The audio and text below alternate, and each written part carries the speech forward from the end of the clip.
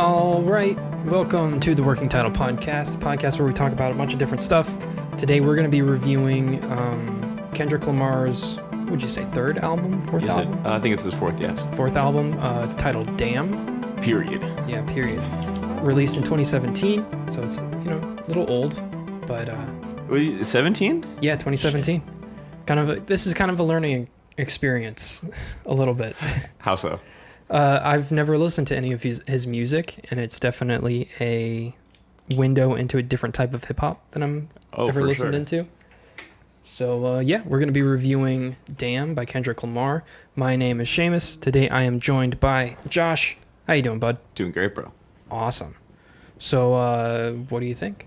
What do you think of the album? Dude, I really like it. Yeah? I really felt like there was a couple songs on here, even the ones that were kind of like the bigger hit songs, like what's it called? I liked DNA a lot. Thought there was a lot of interesting production on that. Right. Let's see, what's the other one? Yeah, there's a lot of songs on here. Humble, the other big. So those are kind of like the two bigger singles off of it. Yeah. Revisiting, I really like both of those songs a lot. I feel like the last album, To Pimp a Butterfly, didn't really have those definitive like big hit, like culturally huge hit songs like his first album did. Right. Or not his first, but the one that we first reviewed. What was that one called? Good Kid, Mad City. Yeah, I felt like Good Kid, Mad City had a really good mixture of those big hit singles and then also a lot of really good just other filler sort of songs. Right. And I felt that this one kind of had that same thing, whereas To Pimp a Butterfly was more abstract all the way through. There wasn't really one that was like super mainstream, I guess. Okay. So I did like that about this one. I felt like I listened to it in headphones, so I got to hear a lot of the little intricacies of the beats. Right. That I probably wouldn't have heard if I didn't listen to it in that capacity. Yeah. But I really like it, dude. I'm so glad that we've done this because just discovering it. And like you were saying, it's interesting to venture in and listen to whole records of this type of hip hop because it's such a rapid, for me, and I know for you as well, such a rapid departure from, a lot of the stuff that we usually listen to. Yeah, it's very different. And like, I like West Coast rap stuff. This is, I think, like a different breed. It really is. Definitely so much more jazz in here. Yeah. A lot of jazz influence. I think there's a lot more jazz influence when it comes to Pimp a Butterfly. This one's a little bit more pulled back from that, it feels like. It definitely reined it in a little more. Yeah, the first track, if you're listening to like the regular version of the album, not the collector's edition, Blood, is like that real cool jazz sort of thing. Yeah. And then is that when he's talking to the blind lady? To the blind lady, yeah. That's really good. I love that a lot. It's such a good opener to this album. It kind of like takes, the reason I like that song is because it comes on and it's that same sort of jazzy shit that you're used to with Kendrick Lamar. We've been listening to this for like the last 2 or 3 weeks and I'm just like, oh man, another more jazz. God, I'm so bored by this.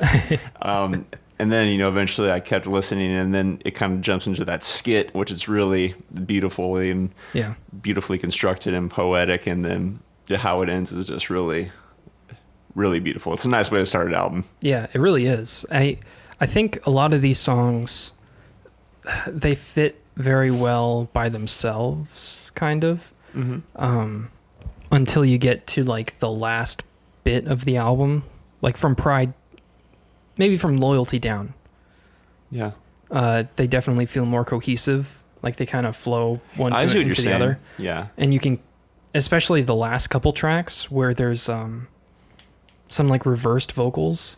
Yeah, right? I was really interested to hear that. I always love, I've been such a big fan of reverse anything, first of all. If reverse done right in production, it can really just add a whole other just dimension.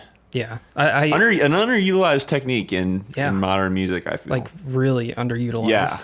It's really cool. Yeah. But especially with the last song where it kind of like it kind of like goes really fast in reverse through the entire album to get to the first track. It's really good. Yeah. I don't know. And which one is that? That's Duckworth? Duckworth? Yeah, Duckworth. It ends with like a really quick reverse sample through almost all the songs, I think. Back to Blood at the beginning where he says, I was walking down the street one day or something like that. Yeah, it's just so brilliant. good. It's a brilliant record. Yeah, his vocal styling's really good in this album. Yeah. He really went fucking off as far as like showcasing his actual skills as an MC. I mean, everybody knew that Kendrick was one of the heaviest hitters in the whole game. Right. But on this one, I feel just some of the shit that he put together is so inventive, so abstract, but yet still so listenable. Right. And easy to follow. Oh yeah, it's definitely a different album than I think he's made from the ones that we've listened to. Yeah. It definitely harkens back to Good Kid, Mad City in the way that album was very subtracted from a lot of the music part of it. It was more focused on the beats and the lyrics. Yeah. This one definitely feels like that in most parts. It's actually really cool to see him work with like an actual band like U2, which is, it was strange to see that on the album because I was like, how is that going to work? Yeah. Really? I think so. I mean, why would you put featuring U2 on there? Yeah. If it wasn't the U2. I don't know what they necessarily did on the track. I think it's Bono. Oh, okay. Yeah. He did some vocals for it or something. That's wild. Yeah. And maybe The Edge did some guitar parts because there's a lot of guitar in this album too. Yeah, there is. Which is really, really nice. What did you think of the song Loyalty with Rihanna? Is that not one of your favorites? I think so. There's a few that I really remember liking. Like Blood and DNA's are really good. Yeah.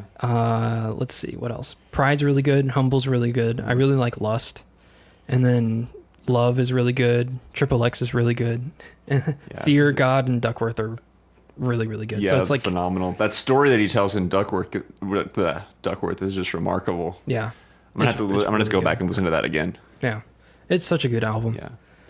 I think that Humble has hands down one of my favorite beats in all of hip hop that I've ever heard. It just has that. It's so basic. It just has that basic piano. Dun, dun, dun, dun, dun, dun, dun, dun. And literally, it's just drums, that piano part, and just a bunch of like EDM type risers, and it's just so. I love it so much. Every time I hear it, I love it. It moves me in some way. Just those notes, the simplicity, and that just the piano playing on all those octaves. Yeah.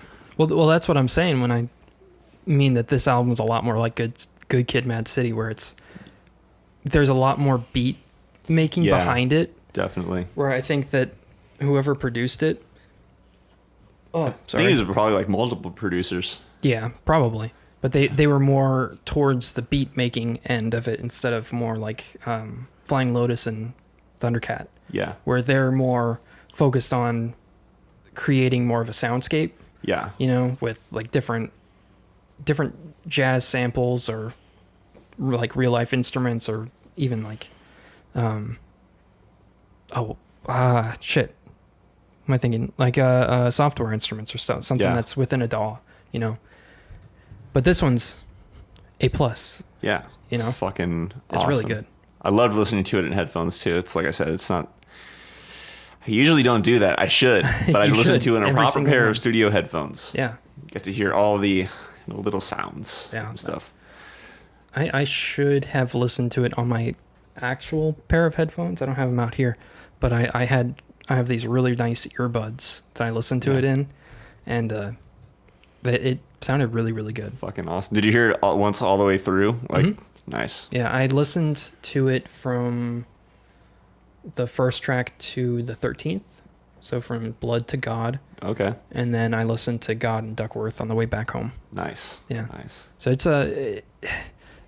it definitely plays well all the way through. Yeah. You know. So would you say it's your favorite of all of them? No, I said To Pimp a Butterfly. Yeah, I like To Pimp a Butterfly a little bit more because I really like the different instrumentation that they used and all the different samples and how they focused more on fusing what Kendrick does really well with lyrics and his storytelling, and then fusing it with producers that really know how to create a really nice soundscape with a bunch of different instruments and kind of brought all of it together to create something that was, I'm sure has been made before, but when you have somebody that does lyrics so well like Kendrick does and tells a really, really interesting story, and then the people that make the really good music, it really changes the whole thing. Where this one, I feel like it's more focused on what Kendrick can do lyrically and storytelling wise. And then the producers were just kind of like building on top of it with just the beats, which is still good, still interesting. But I personally like To Pimp a Butterfly a lot more. Yeah. Would you say this is your second favorite, or would you say this is your third favorite? Yeah, I'd say this is my second favorite out of the three that we've listened to. Yeah. Yeah. It's, I mean, I really like it. Fucking A, man. Okay, so what would you give it on a 1 to 10 scale? Scale. I don't even remember what I gave To Pimp a Butterfly. I think I gave To Pimp a Butterfly an 8. So this one gets a 7.5. 7.5? Yeah. Cool. I like it a lot. I understand why it got so much praise when it did, or the praise that it got. And I understand why it threw Kendrick into such a stardom. Yeah. This album released it blew the fucking lid off of his career. I mean, he was already doing real well, but this kind of with songs like Humble and DNA. I remember that, when that first came out, every time I watched television, especially it was used a lot in sporting events, on the NBA used it a lot, and you just heard it all the time. Yeah, the video is fucking great. Yeah, the video. I love that video. It's talking about his golf stroke going viral. Mm-hmm. Oh man, fucking love Don Cheadle. That's a good song. It's hilarious. Yeah. So good shit, man. I give it an 8 for sure. An 8? I love it. Is it your favorite out of the ones that we've listened to so far? It goes like this: it's Good Kid, Mad City, this one, and then To Pimp a Butterfly. All right. Yeah. It makes sense. Yeah. But I mean, it's so hard. It's. I say that, but there's just so much I like about all of them that it's hard to say. I guess we kind of forgot his first one. Sector 80, Section 80? Which actually I found out today contains my favorite song by him. Oh, really? It's called ADHD. I was actually going to text you today and say you should listen to that song and we should review it, because I thought that I didn't realize it was on his first album. I thought for sure because it's really sophisticated. I thought there's no way that this could be on his first album. Mm-hmm. And so I just didn't know. And then I looked at it today before I texted you. I'm like, oh, because I thought he released it just as a single or something. Oh, okay. Because I didn't know. I honestly just didn't know. But yeah, I think if there's songs like that on there, right, then we should probably review it. Yeah, probably. Because it's definitely my all-time favorite Kendrick Lamar song, hands down. Right. Because I mean, it's a release. Might as well do it, right? Is it a full one? Yeah, it's a full release, and so is Overly Dedicated, which has a lot more features on it. Oh, really? Yeah. Never listened to it before. But shit, I guess we gotta listen to them. Yeah, we got 2 more. Yeah. Yeah, we'll have to do Section 80 and Overly Dedicated at some point. How foolish of us to neglect those. Sure. I guess so. It's not to say that it's not worth the time to do. Yeah. But I don't know. They're the big ones. Yeah, the big 3 of Kendrick Lamar's career. Yeah. Definitely. Yeah. So yeah, it was a good album, dude. You should definitely listen to it. Yeah, it's a landmark. Yeah. In the music industry. It's very had a huge imprint on our culture, Yeah, huge imprint. So yeah, if you want to listen to it, we just reviewed Damn by Kendrick Lamar.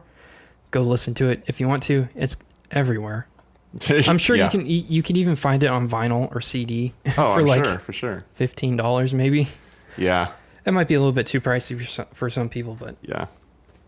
It's a great album cover. If you were to buy I think it's one of those vinyls that will in 30 or 40 years, if you have a pristine one, I feel like it's one of those albums that's going to be worth bucks. Probably. That Michael Jackson Thriller album. Definitely. Yeah. I think so. Yeah, it's definitely has that some sort of whatever that essence is that all the great album covers have. You know, it's so abstract, to define what that is exactly, but I feel like this cover definitely has that essence. It really does. So same with Purple Rain or Thriller. Right. Yeah. Yes. You look at them and you're like, that's a legendary album right there. You can tell just by looking at it that it's a legendary piece of work. Yeah. All right. Yeah. Check it out. Damn by Kendrick Lamar. This was Working Title Podcast. We will catch you next time when we review some anime movies, possibly. But yeah, definitely. Yeah, check us out next time. Like, comment, and subscribe if you want to. Comment down below what you think of the album. Just to let us know. Give us some feedback on what you guys think of the podcast and on the album and whatever. You tell us how much you think we suck. That's fine. Yeah, I guess so. Or how good you think we are. Either way is fine. Yeah, either way is fine. All right. But we'll talk to you next time. Bye.